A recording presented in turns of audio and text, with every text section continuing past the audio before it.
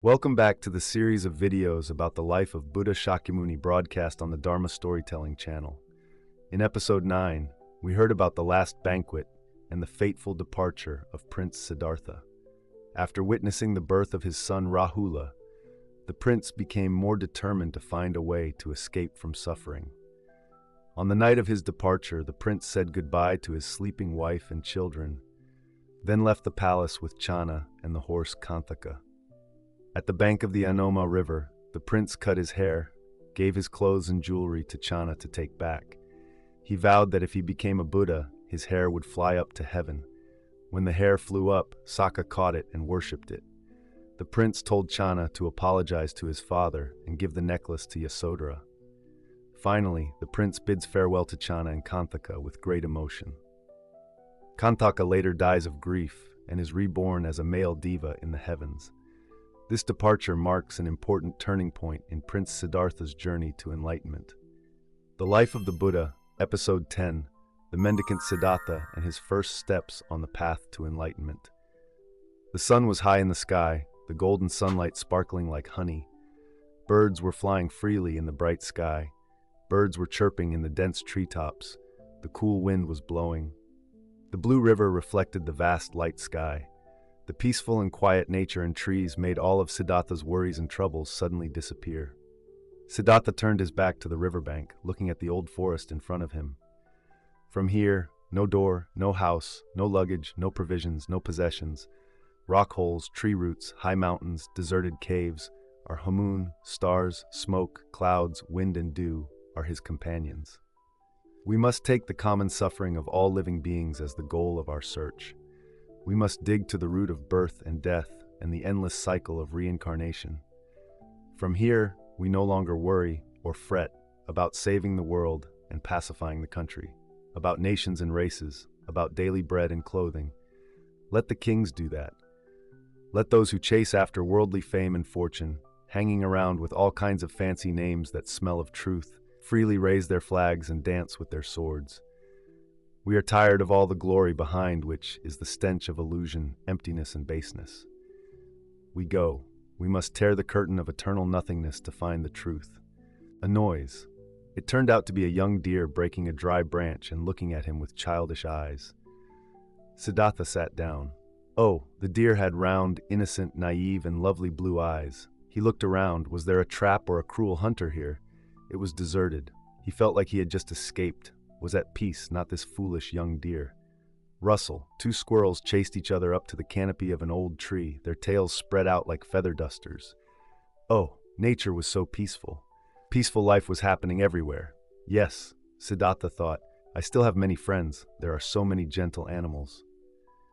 Siddhārtha stood up, headed southeast, and followed the edge of the sparsely forested area.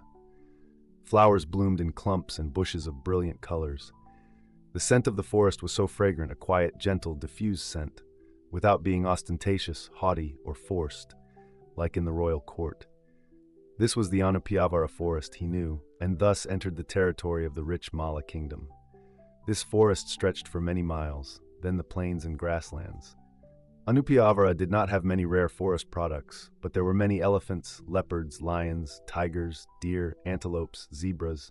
Perhaps there were few loggers, so it remained pristine, but there were certainly many hunters. As he walked, he was lost in thought. When he looked up, Siddhārtha saw a hermit. Oh, why was the hermit holding a bow and a bundle of iron arrows on his back? He stopped. Excuse me, are you a hunter? The shaggy-haired man nodded. Yes, yes, then curiously looked at Siddhārtha from head to toe. What a royal and noble man. Why are you wandering around in this remote corner of the forest? There are many wild beasts there. Siddhārtha looked again at the hunter's yellow-brown shirt, surprised, and said, Yes, I came here from the capital, wanting to practice the life of a monk or a Taoist. But you, a hunter, why are you wearing the clothes of a monk? The man laughed heartily and said innocently, In this forest, many monks and Taoists wear robes like this. Somehow they are not afraid of wild animals, and wild animals are not afraid of them. Sometimes there are deer, rabbits, antelopes, calmly coming close to them. How strange. Siddhārtha frowned. So he disguised himself as a priest to kill them? Oh, that's right. Just looking for something to eat, young man. So miserable, so hungry. Siddhārtha took off his royal robe studded with diamonds and woven with sparkling gold threads and gave it to the hunter. Okay, you trade that shirt for me. I need it more than you do. And this royal robe is quite expensive, worth several hundred gold coins. You can sell it, use the money to open a small shop or make a living. Find an honest, upright job. Being a hunter is already a heavy karma for killing, and you also have the karma of pretending to be a Taoist priest to kill animals. Your sin is even greater, you know that? The man was so happy, he stammered, "Really? Are you kidding me?" Siddhārtha said nothing, bent down and took off his royal shoes, also decorated with pearls and gems, and said, "Same with these shoes. They are half of your fortune. I will also trade them for your buffalo leather sandals. Remember to listen to me and live a virtuous and harmless life." The man said, "Yes, yes," repeatedly, thinking he was dreaming. In a moment, his life had changed. He was so happy. He hurried away as if afraid the young man would change his mind. Siddhārtha looked at himself. Oh, he looked like a real monk. He sat down under the cool shade of a tree, stopped all thoughts, listened to his breathing to rest, for the first time living a homeless, wandering life. When Siddhārtha opened his eyes, he did not know how much time had passed. He had sunk into a strange, profound, strangely quiet realm. Siddhārtha felt that his whole body and mind were healthy and full. Every hair seemed to be at peace. In half a lifetime of royalty, with the 5 ultimate desires, he had never enjoyed such a feeling of peace, serenity, and tranquility. After enjoying the 5 desires, there was boredom, fatigue, and boredom. But after the bliss and peace of the mind, it also radiated cool, joyful, gentle, and peaceful energy. Siddhārtha stood up, stretched slightly, and walked. The sunlight streamed down the green valley, on the treetops, and on the tips of the leaves. Coming to an old tree, he saw ripe fruit falling all over the place because the birds had eaten it. Feeling hungry, he bent down to pick it up and eat it. The fruit was as sweet as honey. How interesting, he thought. From now on, I will no longer have delicacies, no more hard or soft foods. The monks and ascetics in Tuyet San, who occasionally return to the city, only need oil and salt. As for food, they probably only need leaves, roots, tubers, and fruits. From now on, I will have to live like that too. Oh, but how do I know which roots, tubers, leaves, and fruits are edible and which are not? So I have to learn slowly. Learn on the path from here on. Coming to a small pool of water, clear as a cat's eye, Siddhārtha stopped, looking at himself in the calm water. He could not see. It was indeed the appearance of a monk. He looked closely, and there was another strange monk standing behind him. Siddhārtha turned around. The monk's face was thin, ascetic. His skin was dark and weathered. His robe was patched with many pieces. A small alms bowl was on his side, a kettle of water, and he held a bamboo stick in his hand.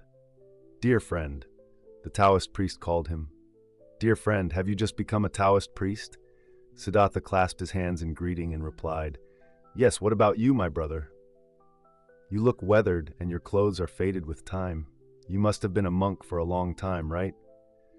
The Taoist's eyes were deep, his hair and beard were green and thick, and he spoke kindly. Not for long, but such is the life of a wanderer. They sat down together on a rock and talked. "Who did you practice under?" Siddhārtha asked. "And what was that practice?" "Previously I was in the hermitage of the Master Alara, of the Kalama lineage. The method of practice was the traditional levels of meditation. But I practiced for a long time but could not attain anything. So I came to this quiet forest with a few fellow practitioners." The hermit pointed to the back corner of the forest. In there are many cool and peaceful caves." Siddhārtha said, "I have heard of the name of the teacher Alara Kalama from the mendicant delegations. They regard him as a living saint. May I go there to learn, venerable brother?" "Okay. Master Alara is now in a forest north of the city of Vesali, my friend. After passing this Anupiavara forest, keep heading southeast. After passing through several fields and villages, you will come across a merchant highway. About 10 yojanas, over 120 kilometers away, you will reach the prosperous city of Vesali. If you go slowly, it will take more than 10 days. That is, you will beg for alms, rest, meditate. You can stop in that city for a few days if you like. There are many sects inside and outside the tradition here. a famous capital city with a warrior class, dressed in dazzling costumes and weapons, as beautiful as the heavenly soldiers. Monks and priests are free to practice their religion. The masses joyfully make offerings and enjoy the debates and arguments of the scholars, wandering monks, and sophists. What a lively, noisy, and peaceful freedom of thought. However, that is the surface of the phenomenon, and the genuine groups of monks have all retreated into the deep forest. From Vasali, riding to the southeast for about 3 yojanas, you will come across hills and old forests. The place where the Master Alara lives is. This is the address you are looking for. Ask anyone, and they will know and show you the way. He has 500 disciples scattered in the hills and mountains nearby. You should go immediately because it is said that the Master Alara's place is about to move to Magadha, west of the outskirts of Rajaga. The Taoist spoke enthusiastically, clearly, explaining each detail. Although it was only a rough sketch, it helped Siddhārtha summarize everything he needed to know. This man had the potential to be deeply learned and knowledgeable, not simple, Siddhārtha thought to himself. "Thank you very much, brother," said Siddhārtha. The priest observed him for a while and then said, "My friend has a skin as bright as pure gold and a majestic appearance like a lion king. My friend's eyes are as blue as the calm surface of an autumn lake. My friend's forehead is as smooth as a marble wall. My friend is tall, graceful, and has an elegant demeanor like that of a nobleman of the superior Aryan race from ancient times. I dare not ask about my friend's origin, but it is clear that my friend is not an ordinary person. Both in the present and in the future, my friend is an extraordinary person that no one dares to compare to. But the sun, wind, snow, frost, tree beds, earthen pillows, grass, leaves, roots, tubers, fruits, to feed your stomach day by day. I'm afraid my friend cannot bear it?"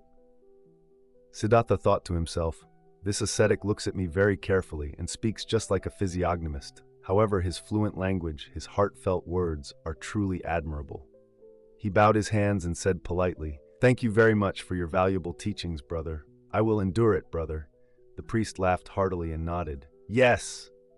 Your eyes, your forehead, your eyebrows say it all. I read it. There is something indomitable, steadfast, and supremely courageous there." Having said that, the ascetic untied his shoulder strap and handed Siddhārtha the alms bowl. The yellow-dyed robe is the wings, and this humble alms bowl is the beak of the bird. I give it to you as a gift of understanding. I pray that you will fly across the vast seas, long rivers, and thousands of miles of hardship and suffering ahead. What about? No problem. The Taoist priest laughed heartily. I have a fellow practitioner who died of typhoid fever last month. After the cremation, there was a bowl left in the cave. When saying goodbye, the priest turned back to give further instructions. Take a stick, my friend, when you go through the mountains or through the thick grass. As a monk, you have no knife or stick, but when crossing streams, you are afraid of slippery rocks, and when crossing reeds, you are afraid of poisonous snakes. The heels of a monk are harmless, but the skin is very soft and fragile. You have to practice little by little. Then you will overcome everything. Once again, I thank you very much. What is your name, brother, so I can remember it? It is nothing. I am Vapa, a Brahmin, and you? I am Siddhārtha of Kshatriya lineage. Suddenly Vapa shouted, "Oh yes, I had my suspicions." It was indeed the talented and virtuous prince, both literary and martial, of the ancient capital of the heroic Sakya lineage, whose fame we had heard in our ears and in our dreams. Oh, how miraculous! But well, my friend, you should go your own way. We will meet again, surely, inevitably, absolutely. Siddhārtha was stunned for a moment. However, after a moment of contemplation, the prince guessed. He remembered that when he was 5 days old, the ascetic Asita had firmly predicted that he would attain Buddhahood. Of the 8 Brahmins, 7 held up 2 fingers, meaning that 1, if he remained on the throne, he would become a holy wheel-turning king, and 2, if he left home, he would attain Buddhahood. Only the very young Brahmin Kondanya only held up 1 finger, affirming that the prince would choose only one path and would certainly attain Buddhahood. A few years ago, among the Brahmins in the capital, there was a rumor that Kondanya had persuaded the 4 sons of the 7 Brahmins of the past to leave home and practice an ascetic life so that they could meet the prince again. Thus, there were 5 of them in all. Kondanya was probably old now, at least close to 60. The remaining 4 were probably all around 50. The ascetic Vapa was one of the remaining 4. Braving the fog, braving the sun, trekking through mountains, forests, trampling through streams, slopes, abysses, the prince felt extremely peaceful, just walking leisurely, not impatient, not in a hurry. Every now and then, Siddhārtha met a hermit. There were some skinny hermits sitting under a tree or next to a cave. Some others were looking for wild fruits to get by. Siddhārtha came to get acquainted, learning how to observe the colors of the stems, leaves, fruits. This kind was edible, that kind was not. There was a kind hermit who kindly showed him the types of roots that would increase his strength when eaten. This type of leaf would be laxative, cool the blood. There were also types that would prevent diarrhea, detoxify or eliminate headaches and fevers. At this point, the treasure trove of traditional medical knowledge that Siddhārtha had learned since childhood was opened up. Siddhārtha was extremely happy. Perhaps this was the most interesting lesson in his life, the lesson of making a living to survive. Siddhārtha kept walking. He also learned on the way about plants that have sweet water. There are shoots that have nutritious fat. There are tree trunks that, when broken, drip water, which have the ability to quench thirst and increase energy. There are strong vines that can be woven into hammocks, used as ropes to tie tents, or used as ropes to cross abysses. Leaves can be woven together to protect against rain and sun for many months without rotting. Oh, it is a whole world full of secrets, and over time they gradually reveal themselves. It seems that the origin of tribes, people lived like this. No one fought with anyone.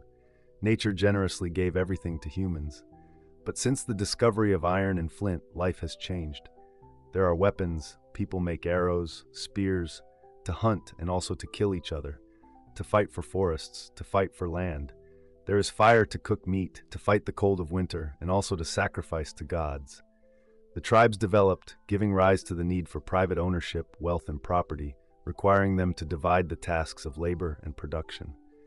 The need for material things and many desires increased, and so, the more civilized and progressive, the need to satisfy sensual pleasures became the goal of human beings. From there came robbery, snatching, violence, oppression, exploitation, war, suffering, and sorrow. Didn't the Aryan race, the descendants of Siddhārtha, invade this plain from the far northwest to raise sheep, goats, and cows? Did they give birth to classes, favoring educated rulers, to oppress those miserable slaves? Siddhārtha pondered for many nights about the justice in the world, but had no answer. One night, a cold rain poured down from the forest. Siddhārtha sought refuge in a cave where an ascetic was practicing asceticism. His clothes were thin and wet. Plus, the ice made him so cold that he shivered.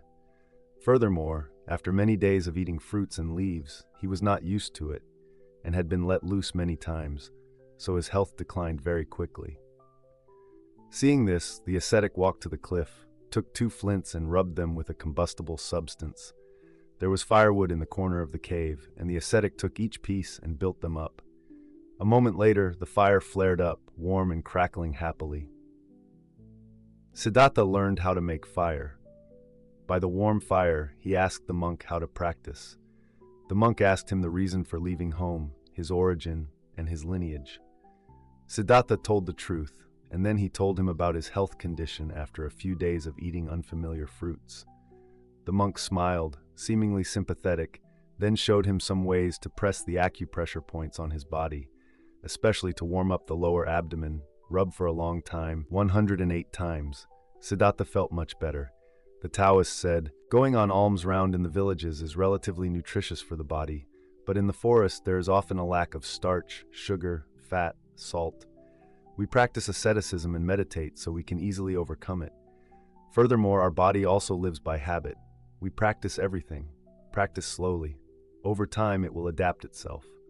The Taoist reached into the rock cavity, took out a handful of round, long tubers about the size of a big toe, stirred up a pile of coals, and put them in.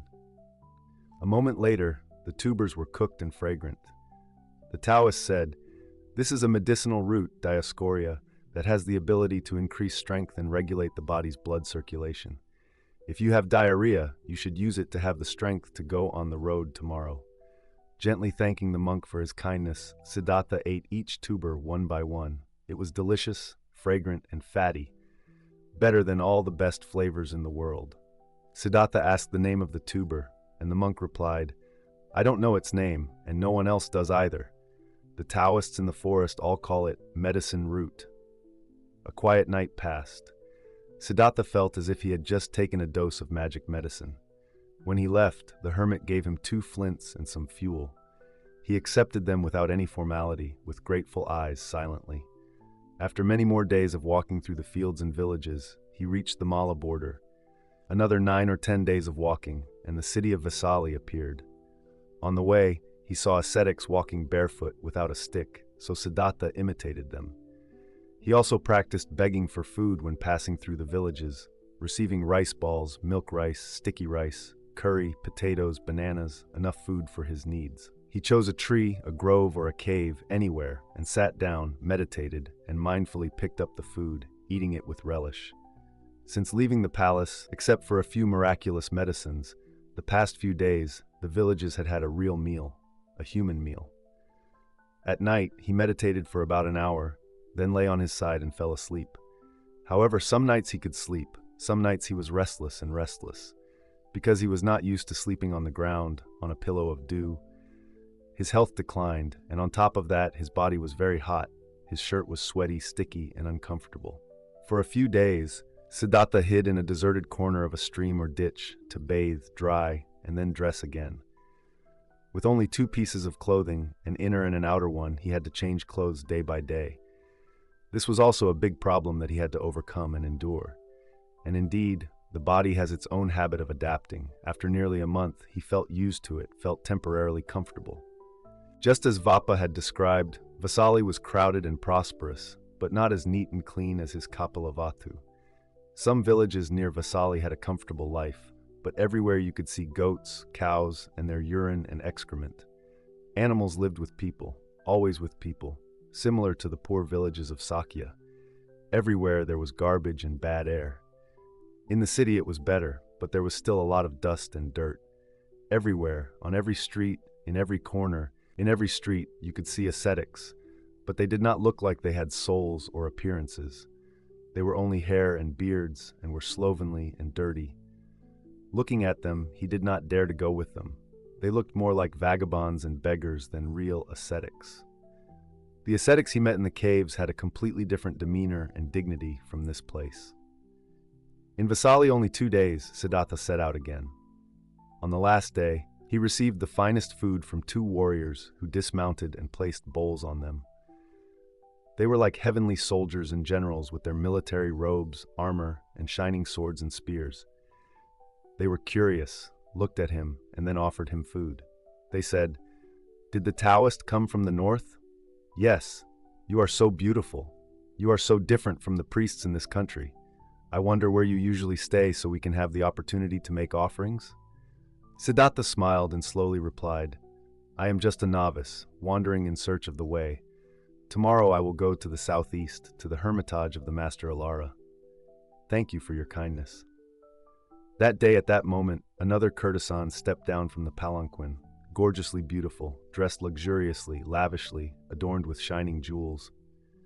She also wanted to place the bowl, looked at Siddhārtha for a long time, and whispered, "I also want to make an offering." The 2 Kshatriya warriors stepped back, arms clasped, smiling. Siddhārtha stopped his alms bowl with his hand, bowed his head, and said solemnly, "I have enough food for today. Thank you, donor." The prostitute continued, "I would like to ask the Taoist priest to place an offering bowl at his private residence once a month. Please accept it."